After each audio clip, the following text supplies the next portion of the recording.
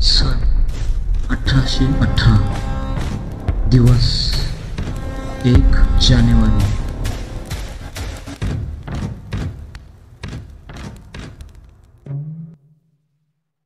पुणे शहरापासून थोड्या अंतरावर एक छोटेसे गाव आहे. त्या गावाला आजही कोरेगाव भीमा असे म्हणून ओळखले जाते. त्याच छोट्याशा गावात एक महाकाव्य युद्ध झाले आणि हे युद्ध फक्त सामान्य युद्ध नव्हते. फक्त पेशव्यांमध्ये आणि ब्रिटिशांमध्ये झालेले युद्ध नव्हते, तर हे युद्ध होते जातीवाद करणाऱ्यांविरुद्ध. हे युद्ध होते अछूत बोलणाऱ्यांविरुद्ध. हे युद्ध होते अत्याचार आणि छळ करणाऱ्यांविरुद्ध. तर चला आज आपण ह्या व्हिडिओमध्ये हेच जाणून घेऊया की कसे त्या 500 महार शूरवीरांनी 28,000 सैन्य असलेल्या सेनासोबत लढाई केली आणि जिंकले. आणि का विजयस्तंभ ते आजही अभिमानाचे आणि प्रतिकाराचे प्रतीक मानले जाते. भीमा कोरेगाव गेले, भीमा कोरेगाव, भीमा कोरेगाव गेले, भीमा कोरेगाव. तर जय भीम मित्रांनो. तुम्हाला माहिती का, मराठा साम्राज्य जो एकेकाळी आपल्या भारताची प्रमुख शक्ती होता, तोच मराठा साम्राज्य इसवी सन 1700च्या शेवटपर्यंत कमकुवत होऊ लागला. आणि पेशवा जे ब्राह्मण शासक आणि मराठा साम्राज्याचे असलेले नेते होते म्हणजे पेशवे, ते इंग्रजांच्या अंतर्गत संघर्ष आणि त्यांच्याकडून मिळणाऱ्या धोक्याला तोंड देत होते. याच कारणामुळे एक युद्ध झाले होते. त्या युद्धाला तिसरे अँग्लो मराठा युद्ध असे म्हटले जाते. शाळेत तुम्ही कधी ऐकलं असेल या युद्धाविषयी. तर या युद्धामधील एक लढाई आहे, ती लढाई म्हणजे कोरेगाव भीमाची. तर चला थोडंसं टाइम मध्ये आपण मागे जाऊ, तुम्हाला थोडं एक्सप्लेन करून सांगतो. काळ पेशव्यांचा, आणि या पेशव्यांच्या काळामध्ये महार समाजातील लोकांवर खूप जास्त प्रमाणात अत्याचार केला जात होता. म्हणजे जसं तुम्हाला माहितच असेल की महार समाजातील लोकांच्या गळ्यात मडके दिले गेले होते, कमरेला झाडू होता, कारण की तुम्ही जर रस्त्याने चालणार तर तुमचे पावलं दिसले नाही पाहिजे. जर तुम्हाला थुंकायचं असेल तर तुम्ही तुमच्या मडक्यात थुंका, रस्त्यावर तुम्ही थुंकू शकत नाही. त्यांच्यावर खूप जास्त प्रमाणात छळ केला जात होता, त्यांच्यावर अत्याचार केला जात होता. आणि तुम्हाला सांगतो त्यांना अच्युत बोललं जात होतं. तर मित्रांनो मला एक सांगा, तुम्हाला हे माहित आहे का की का महार समाजातील लोकांवर अत्याचार केला जात होता, का त्यांच्या गळ्यात मडके, कमरेला झाडू बांधण्यात आले होते? या गोष्टी तुम्हाला माहिती आहे का? याचे मागचं कारण काय होतं, कोणामुळे ह्या गोष्टी लागू करण्यात आल्या होत्या? त्याच्या मागे खूप इंटरेस्टिंग किस्सा आहे, तो मी आर्टिकल वाचलाय. ते आर्टिकल स्वतः डॉक्टर बाबासाहेब आंबेडकर यांनी लिहिलाय. मी तो आर्टिकल पण वाचलाय. तर तुम्हाला हे माहित असेल तर चांगलीच गोष्ट आहे, आणि नसेल माहित तर मला कमेंट करून सांगा, मी तुम्हाला त्याच्यावर एक प्रॉपर व्हिडिओ बनवून देतो. आणि मग मित्रांनो मी तुम्हाला सांगतो, सन 1817 या 1817च्या दरम्यान ब्रिटिशांना पूर्ण भारतावर आपले नियंत्रण वाढवायचे होते आणि त्यांच्याकडे सैनिकांची कमी पण होती. आता तुम्ही विचार करा, भारतावर नियंत्रण वाढवायचे आणि सैनिकांची कमी, तर हे पॉसिबल नाही. तर मग ब्रिटिशांनी काय केलं माहिती का, ब्रिटिशांची एक कंपनी होती, त्या कंपनीचं नाव होतं the British east India company. आता ही कंपनी इंग्लंडमध्ये 31 डिसेंबर 1600 मध्ये स्थापन करण्यात आली होती. आणि ही कंपनी वेगवेगळे व्यापार वगैरे करत होती, जसे की तेलाचं, मिठाचा, रेशमचा, असे वेगवेगळे खाद्यपदार्थांचे व्यापार करत होती. आणि जसं तुम्हाला माहितीच आहे, याच कंपनीने नंतर आपल्या भारतावर 150 वर्ष राज्य केले. हीच ती कंपनी होती. तर मग या कंपनीने काय केलं माहिती का, महार समाजातील लोकांना आपल्या सैन्यामध्ये सामील करून घेतलं. आणि महार समाजातील लोक सुद्धा त्या ब्रिटिशांच्या कंपनीच्या सैन्यामध्ये सामील झाले. त्याच्या मागचं एक कारण होतं. कारण म्हणजे काय होतं, पेशव्यांच्या जातीय दडपशाहीला आव्हान देण्याचा मार्ग म्हणून महार समाजातील लोक ब्रिटिशांच्या सैन्यामध्ये सामील झाले होते. मग आता ब्रिटिशांच्या सैन्यामध्ये सामील झाले. आणि तुम्हाला एक सांगतो, त्या काळात म्हणजे 1817च्या दरम्यान, त्या काळात जर तुम्हाला पुण्यामध्ये यायचं असेल तर तुम्हाला एकच मार्ग होता. तो मार्ग होता म्हणजे सरळ रूट होता. तो रूट कसा होता की शिरूर होतं. शिरूर पासून भीमा नदी जी लागते कोरेगावमध्ये, तर त्या भीमा नदीमुळेच कोरेगाव भीमा असं नाव पडले. तर भीमा नदी आणि त्या नदीवरून म्हणजे नदी ओलांडून मग त्यानंतर डायरेक्ट पुणे. तर म्हणजे फक्त नदी होती मध्ये, शिरूरच्या आणि पुण्याच्या मध्ये. तर जी नदी होती त्या नदीच्या कडाला एक चौकी होती छोटीशी, त्याला ब्रिटिश चौकी असं म्हणायचे त्या काळात. आता चौकी नाही वाटत, तर त्या काळात ब्रिटिश चौकी होती. तर मग ब्रिटिशांनी काय केलं, ह्या ब्रिटिशांच्या कंपनीने हे 500 महार सैनिक आणि त्यांचे काही सैनिक दिले, असे 834 सैनिक ब्रिटिशांनी त्या कोरेगाव नदीच्या काठी जी ब्रिटिश चौकी होती त्या ब्रिटिश चौकीवर तैनात केलं. आणि त्या 834 सैनिकांमध्ये 500 सैनिक होते जे पायदळ सैनिक होते, म्हणजे पायी चालणारे होते. आणि त्यामध्ये 300 सैनिक जे होते ते घोडदळ होते, 24 युरोपियन होते, मग त्यामध्ये 6 पावडर तोफा होत्या, 4 साध्या तोफा होत्या, असे टोटल मिळून 834 सैनिक होते. आणि त्या 834 सैनिकांचं नेतृत्व कॅप्टन फ्रान्सिस एफ स्टॉर्टन हा स्वतः करत होता, म्हणजे त्या चौकीवर. मग त्यानंतर काही दिवसानंतर पेशवे जे 3रा मराठा अँग्लो युद्ध झाला होता, त्या 3ऱ्या मराठा अँग्लो युद्धामध्ये काही युद्ध हरलेत, काही लढाई हरल्यानंतर पेशव्यांचं जे सैन्य होतं त्या सैन्याने माघारी घेतली होती. मग माघारी घेतल्यामुळे पेशव्यांनी मग खूप साऱ्या जमिनी गमावल्या. मग आता त्या जमिनी परत मिळवण्याच्या आशेने पेशवे परत पुण्याकडे येत होते. पण पेशव्यांना हे माहीत नव्हतं की ब्रिटिश चौकीवर एवढे 834 सैनिक तैनात केलेले आहे. त्यांना माहीत होतं ब्रिटिश चौकी आहे, पण सैनिक तिथे तैनात केले हे त्यांना माहीत नव्हतं. तर मग तिकडनं पेशवे आले, त्या नदीकाठी पेशवे आले.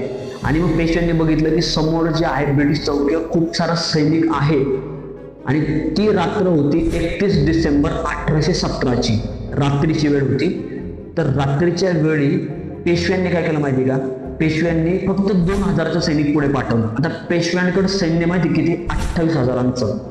आता 28,000च्या सैन्यामधून 2000 सैनिक पुढे पाठवलं. त्याचं कारण होते, त्याचं कारण असं होतं की पेशव्यांना काय वाटलं माहिती का, समोर जे ब्रिटिशांचे सैनिक दिसते ते फक्त मुठ्ठीभर सैनिक दिसतात. 800 सैनिक म्हणजे त्यांच्यासाठी काहीच नाही. विचार करा ना तुम्ही, यांचं 28,000 आणि यांचं 800 म्हणजे समथिंग. आता त्यांनी काय विचार केला, 1000 सैनिक वगैरे. मग तुम्ही एक विचार करा की त्यांना ते काहीच नाही वाटलं. पेशव्यांना म्हणजे काय वाटलं, पेशव्यांना असं वाटलं आपण हे जे समोर जे सैनिक दिसतात या सैनिकांना आपण असं हरवून निघून जाऊ, असं त्यांना वाटलं होतं. तर मग त्यांनी फक्त 2000 सैनिक पुढे पाठवलं. आणि पेशव्यांच्या 28,000 सैन्यामध्ये 20,000 सैनिक जे होते ते घोडदळ होते, म्हणजे घोड्यावर होते. आणि बाकी 8,000 जे सैनिक उरलेले होते ते 8,000 सैनिक पायदळ होते. आणि त्यांच्या 8,000 सैनिकांचं नेतृत्व दुसरे पेशवा बाजीराव हे स्वतः करत होते त्यांच्या साईडने. आणि मग हे 834 सैनिक समोर, या 834 सैनिकांमधील जे 500 सैनिक जे पुढे गेले यांच्या समोरून 2000 सैनिक आले रात्रीच्या वेळेस. 31 डिसेंबर 1817च्या रात्री यांचे 500 सैनिक पुढे गेले आणि त्यांच्या 2000 सैनिक पुढे आले. असं सैनिक त्या नदीमध्ये आले.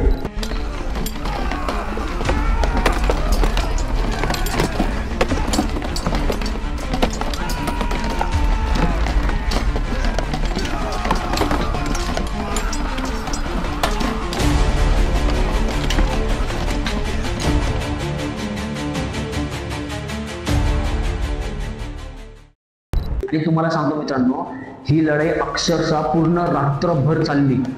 विचार करा मित्रांनो, न काही खाता न काही पिता रात्रभर लढणे, नॉट अ जोक मित्रांनो. हे काय मजाक नाही चालले, सिरियसली. ते 500 महार सैनिक एवढ्या वेळ लढले त्या 2000 सैनिकांची, म्हणजे तुम्ही विचार करा.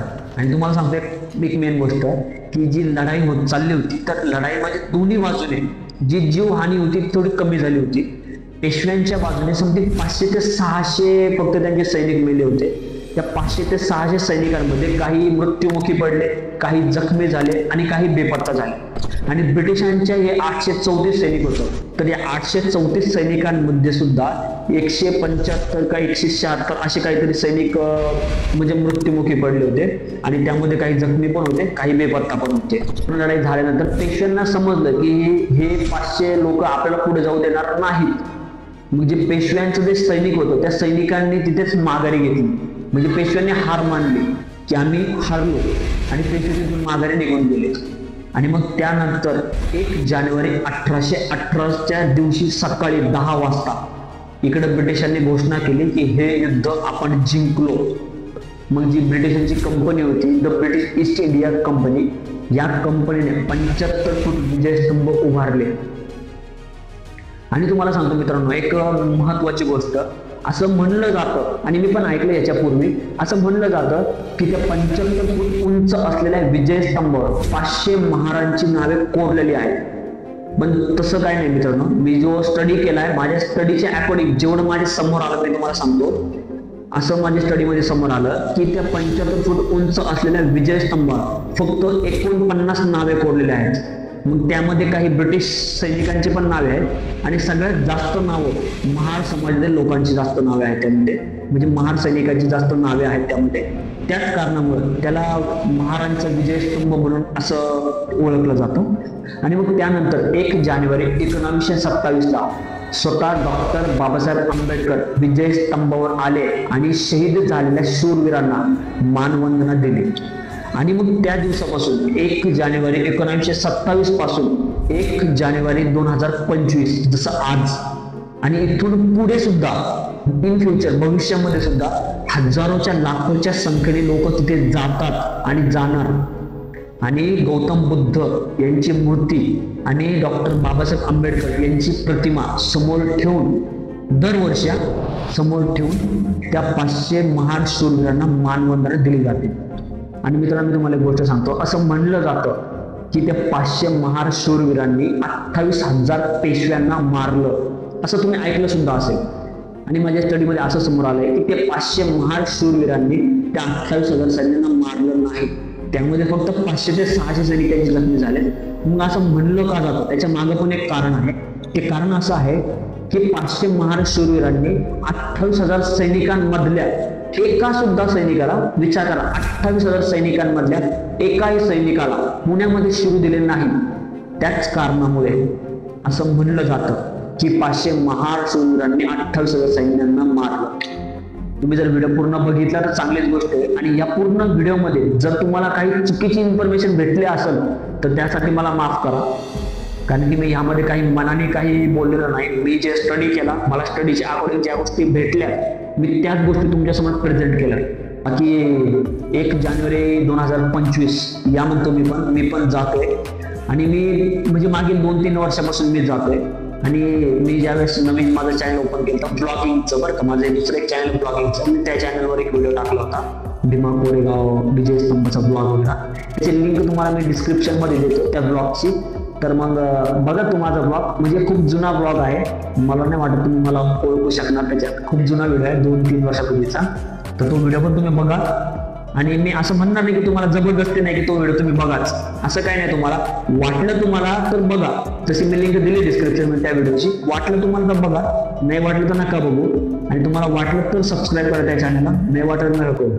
बाकी तुम्ही हा व्हिडिओ जर पूर्ण बघितला असेल तर मला कमेंट करून एवढंच सांगा की या पूर्ण व्हिडिओमध्ये माझं कुठे काही चुकलंय का. जर चुकलं असेल तर मला तेवढं कमेंट करून सांगा, कारण मी पुढच्या व्हिडिओमध्ये ही चुकी नाही केली पाहिजे.